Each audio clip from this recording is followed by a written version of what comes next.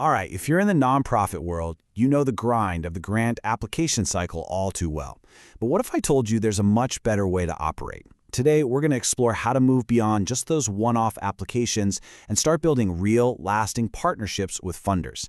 This isn't just about winning your next grant. It's about securing a truly sustainable future for your mission. Wow, this quote just hits the nail on the head, doesn't it? So often, fundraising feels exactly like using an ATM. You put in your proposal, you cross your fingers, and you hope money comes out.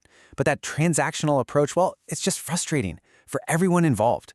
And it completely misses the huge opportunity for much deeper, more meaningful collaboration. So this really breaks it down into the two paths you can take. On one side, you've got the transactional model. You can think of this like a wobbly Jenga tower. It's unstable, it's impersonal, it's not built to last. But on the other side, you have the relational model. And this is like a giant, sturdy tree with deep roots, built completely on trust and true partnership. And here's the magic. This doesn't just lead to more stable funding. A funder who really trusts you becomes your biggest fan, your advocate. They're ready to increase their support and even connect you to others. Now that's the future we're aiming for. So the big question is, how do we actually make this shift? Well, it's not a single leap, it's a journey. And we've mapped it all out into a clear 6-phase timeline that's going to guide you every step of the way, taking you from just another name on an application to becoming a truly valued partner. And here they are, the 6 key phases. We start with discovery, move through the application process, into grant management, and all the way to closeout.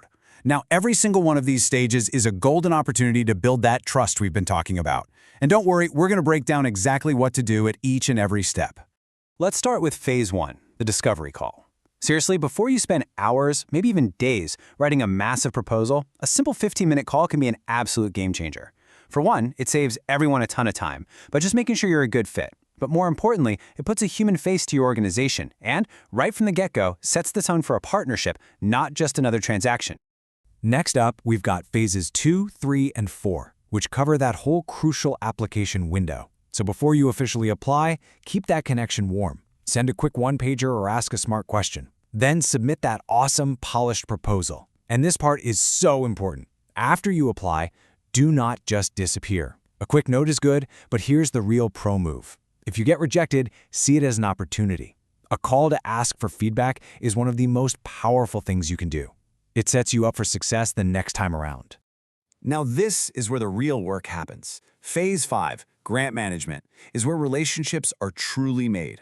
Look, anybody can submit a report on time. That's just the bare minimum. It's checking a box. But true partners, they send proactive updates. They invite you for site visits. They even ask for your advice. And they're totally transparent about challenges long before they become crises.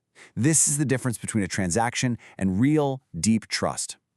And the single most powerful tool you have during this whole phase? The site visit. I mean it. There is nothing more impactful than having a program officer see your work in action with their own 2 eyes. The moment they can see the faces of the people you're serving, the abstract idea of your program becomes this powerful, tangible reality that they helped create. It's a total game changer. Okay, so we've got the timeline down. Now let's zoom in and get into the nitty-gritty. Let's talk about the specific tools and tactics you can use at every single stage to build and maintain that crucial trust. Here are 5 essential tactics. First, get to know your program officer. A quick look at their LinkedIn goes a long, long way. Second, invite them to a real experience, not some stuffy presentation. Let them see the action.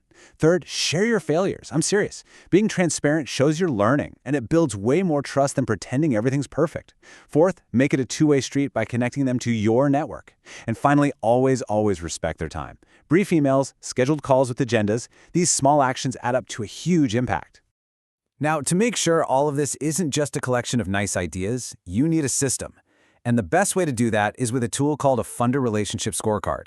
This is what turns your relationship strategy from just a concept into a concrete, totally manageable process. And here's a simple look at how it works. For each of your key funders, you track things like your trust level and how often you're in contact. By just updating this quarterly, you move from pure guesswork to actual strategy. You can see at a glance which relationships are thriving and which ones need a little more attention, which lets you prioritize your efforts for the biggest return. Of course, things don't always go perfectly. Let's be real. You're going to face rejection, and sometimes relationships might even get a little damaged. So let's talk about how to navigate those tough but absolutely critical moments with grace. So when you get that rejection notice, you hit a fork in the road. You have a choice. Option A, you can disappear. And honestly, that's what most nonprofits do. You feel hurt, you get discouraged, you move on. Or there's option B. You can see this as a chance to actually deepen the relationship. Smart nonprofits pick up the phone.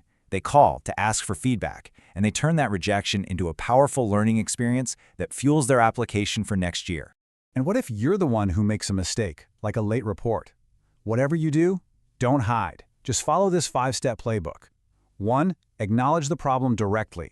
2. Explain what happened, but don't make excuses. 3. Propose a clear solution to fix it. 4. Ask for another chance to rebuild that trust. And finally, and this is the most important part, you have to prove it with your actions. Deliver exceptionally next time.